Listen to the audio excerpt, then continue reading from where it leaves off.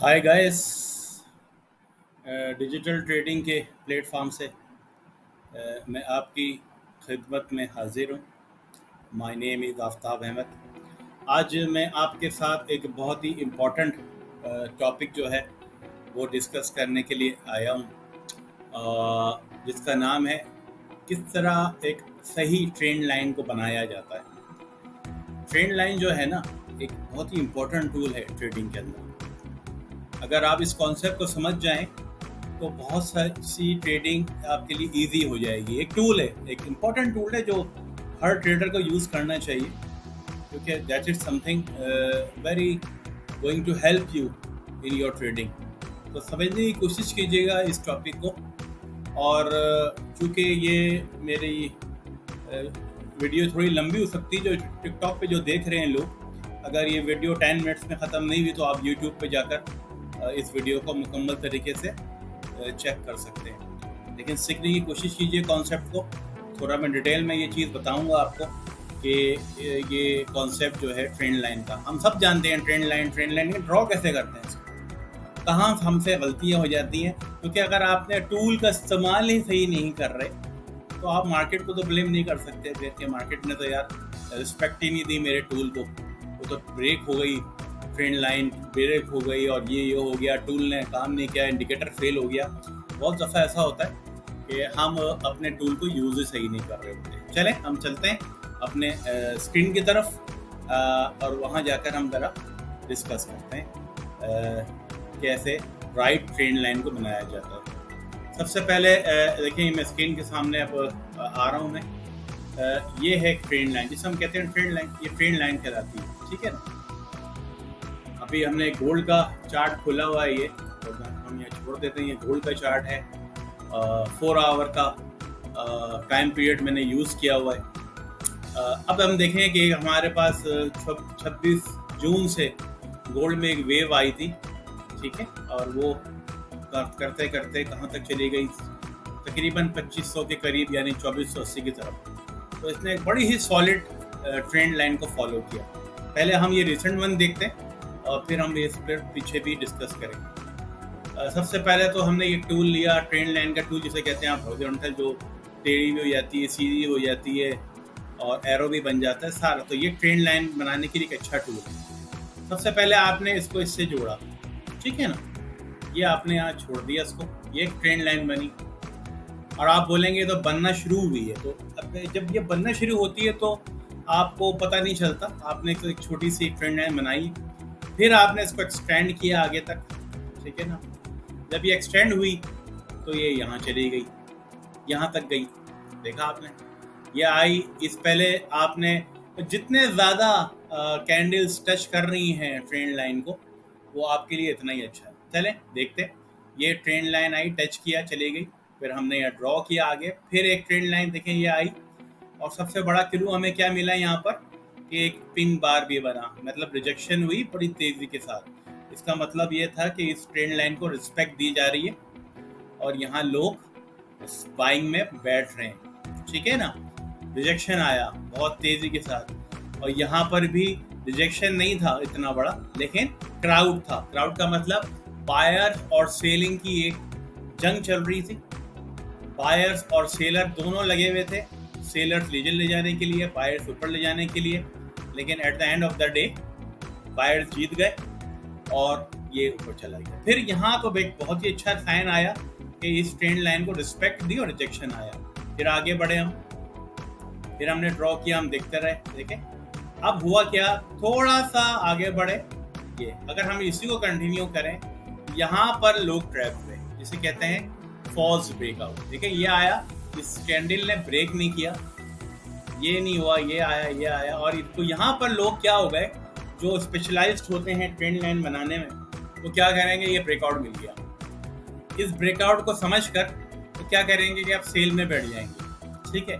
और बाकी ब्रेकआउट है, आप देखें ये आया, ये आया, ये आया, रिस्पेक्ट करता रहा। और यहाँ पर 4 आवर्स की कितनी कैंडल्स जो थी वो बाहर की तरफ बनी और दोबारा ट्रेंड लाइन की तरफ गई। और यही कहा जाता है कि जब कोई चीज़ नीचे आए और फिर ऊपर जाए और रिट्रेस करे और फिर नीचे आए, यही। लेकिन ये से कहते हैं फॉल्स ट्रैप था, कि सेलर्स को ट्रैप किया गया पहले एक मार्किंग की गई, सेल्स को ट्रैप किया गया और दोबारा मार्केट ऊपर चली गई, तो इसे कहते हैं ट्रैप। के ट्रेंड लाइन का ट्रैप कहलाता है, जिसको समझना बहुत ज़रूरी है। क्यों? देखें, अगर याद रखिएगा एक बात याद कर लें कि ये सपोर्ट बन रही थी मेरी, देखें इस ट्रेंड लाइन पर सपोर्ट ये थी, ठीक है ना। तो ट्रेंड लाइन को ब्रेक होता है तो मतलब ये होता कि इस सपोर्ट को ब्रेक करे वो पहले। इस सपोर्ट को ब्रेक नहीं किया, उसने एक फॉल्स ट्रैप किया सेल्स के लिए, इस लाइन को ब्रेक करके यहाँ नीचे आया और यहाँ से पलट गया। हाँ, अगर ये 4 आवर की कैंडल इस सपोर्ट को, ये सपोर्ट बनाइए इस रिजेक्शन में यहाँ, और ये इसके नीचे खुलती तो फिर मैं कहता कि ये एक वैलिड ब्रेकआउट हुआ है। ब्रेकआउट नहीं था ये, और बहुत सारे सेलर इसमें ट्रैप हुए और ये ऊपर चला गया, ठीक है, और फिर ये ऊपर जाना चाहिए। अब हमने आगे बढ़ाया, तो अब करेंगे क्या? अब बहुत से लोग इसी को ट्रेंड लाइन को आगे बढ़ा देते हैं यूँ करके। नहीं, अब आप अपनी ट्रेंड लाइन को चेंज करके यहाँ ले आएंगे ये, ठीक है, क्योंकि ब्रेकआउट नहीं मिला उसको, ये फॉल्स ब्रेकआउट था। अब ट्रेंड लाइन यहाँ नहीं रहेगी इस पॉइंट पर जो पहले था, अब आपने इसको उस लाइन से मिलाना है जहाँ पर फॉल्स ब्रेकआउट हुआ, जहाँ पर आप देखेंगे। अब ये जो था ये तो फिक्स है ही, ये पॉइंट तो फिक्स ही रहा और चीज़ें आगे बढ़ गई। अब ये इधर आ गया, अब आप हम आगे बढ़े इस लाइन को रिस्पेक्ट करते हुए। अगर इस लाइन को रिस्पेक्ट करते हुए याद है जो पहले की थी, ये बनाई हुई थी, तो ये ट्रैप होगा। लोग अगर इसको सही नहीं करते तो फिर एक और ट्रैप यहाँ आ जाता कि भाई ये टूट गई, लेकिन नहीं, हमने अपना एडजस्ट किया, अपनी ट्रेंड लाइन को यहाँ लाए। तो आप देखें कि कितनी खूबसूरत कि अब जो भी था मार्केट को कहाँ आना था, ये आना 2400 पे बन रहा था इसकी सपोर्ट, ठीक है। अब यहाँ पर अगर कोई भी फॉल्स सपोर्ट टूटता और अगर ये ब्रेकआउट होता तो जरूरी था कि ये इसको तोड़े, किसको? यहाँ पर 2350 को तोड़ेगी तो ये सपोर्ट लाइन या जो ट्रेंड लाइन है ये इनवैलिड हो जाएगी। लेकिन अगर ये तोड़ के यहाँ आई तो ये भी एक फॉल्स ब्रेकआउट कहलाएगा, क्योंकि अगर ये यहाँ से दोबारा पलट गई और सपोर्ट को नहीं तोड़ा तो फिर इसको हम एडजस्ट कर लेते हैं यहाँ इधर, ठीक है। इस तरह ट्रेंड लाइन को एडजस्ट किया जाता है। ये नहीं कि एक दफा खींच दी बस, इसको नहीं आप छेड़ सकते, इसको छेड़ना पड़ेगा। ब्रेकआउट फॉल्स जब भी तो होते हैं। अगर फॉल्स ब्रेकआउट में फंसते क्यों हैं हम? क्योंकि हम अपनी ट्रेंड लाइन बना दी, बस ये बना दी। अब हम समझे आ रहे हैं यार ये ब्रेकआउट हुआ, नहीं हुआ। अब ये एक और ब्रेकआउट हुआ, ये ब्रेकआउट नहीं है। ये ब्रेकआउट क्यों नहीं है? क्योंकि हमने यहाँ इसको एडजस्ट कर दिया। अब ये एडजस्ट होकर देखें बिल्कुल एग्जैक्ट अपने ट्रेंड लाइन पे आकर ठहरी, ठीक है। तो ब्रेकआउट तो हुआ ही नहीं कहीं से। लेकिन अगर आपने इसको सेटिंग नहीं चेंज की होती और इसको यहीं रखा हुआ होता, इसी लाइन जब पहले मैंने बनाया एक ये इसको मैंने काउंट ही नहीं किया इस ब्रेकआउट को, ये जो फॉल्स ब्रेकआउट था, तो चलने देता तो एक और फ्रेस ये आप फंस जाते हैं यहाँ पर, ये फॉल्स ब्रेकआउट पे, ठीक है। ये प्राइमरी तो कहला सकता है लेकिन एडवांस नहीं था, अच्छा ठीक है। यहाँ अगर हमने इसको फिक्स किया तो हमें पता चल रहा है कि ये एक और ट्रेंड लाइन पे खड़ा हुआ है और ये ट्रेंड लाइन वैलिड है। अगर ये नीचे भी आ गया तो मैं इसको भी फॉल्स कहूँगा जब तक ये इसको 2350 को तोड़ ना दे, तो हम कहेंगे कि ये ट्रेंड का ब्रेकआउट हुआ है, ट्रेंड लाइन का।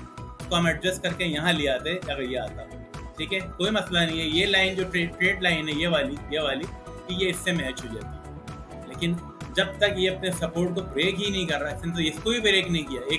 एक सपोर्ट ये बन रही है, देखें ये सपोर्ट बनी हुई है, इसको तोड़ तो दे, इसको भी नहीं तोड़ रहा हो, तो ये ब्रेकआउट फॉल्स नहीं है। तो हमने यहाँ पर ट्रेंड लाइन, आई होप बहुत सारी चीज़ें क्लियर ही होंगी। चलें इसको हम मिटाते हैं अभी और अब एक और इस पे गौर करते हैं। हम दूसरी ट्रेंड लाइन बना के चेक करते हैं कि वाकई ये वैलिड है क्या नहीं है, ठीक है।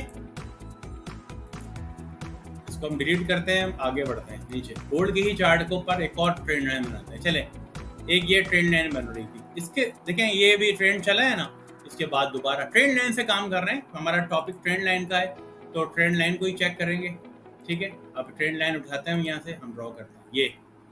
ये पॉइंट बना है कि ये ऊपर से यहाँ से जाना शुरू हुई है, तो हमने ये ली लाइन पहले देखें ये बनाई, शुरू किया हमने कि भाई ट्रेंड चल पड़ा, ये छोड़ दिया हमने, फिर हमने चेक किया कि यार ये ट्रेंड ये अब ये ब्रेकआउट आया है यहाँ पर। अब इसको आगे बढ़ाया, लोग समझे कि भाई ब्रेकआउट आ गया है, ट्रेंड में बैठ जाएं, लेकिन नहीं जनाब, सपोर्ट तो ये है, सपोर्ट तो ये है। जितने पॉइंट टच कर रहे हैं ट्रेंड लाइन के ऊपर वो सपोर्ट है, ठीक है।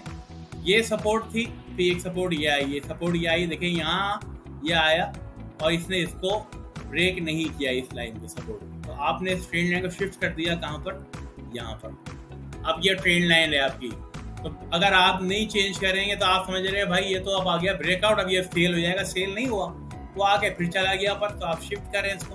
अब ये देखिए, ठीक है, अब ये आपने बढ़ा, आपने यहाँ तक कर दिया, ये आ गया इसने, अब आगे आप बढ़ाते रहे, इसी में बढ़ाते रहे। अब देखिए फिर आई मार्केट नीचे, मार्केट फिर नीचे आई और ये अपने ट्रेंड लाइन को अगर ये इसको ब्रेक करता सपोर्ट को, तो फिर मैं कहता कि ये क्या है, इसको सब नीचे ब्रेक करता है इस लाइन को, तो मैं कहता यहाँ पर कि ये ब्रेकआउट वैलिड है। और अगर ये यहाँ भी आ जाता, यहाँ भी आ जाता, इधर भी आ जाता, इधर भी आ जाता, उसको ब्रेकआउट नहीं करता, तो फिर फॉल्स ब्रेकआउट होता, फिर मैं इसको नीचे फिर एडजस्ट कर देता इसके साथ, लेकिन वो हो ही नहीं।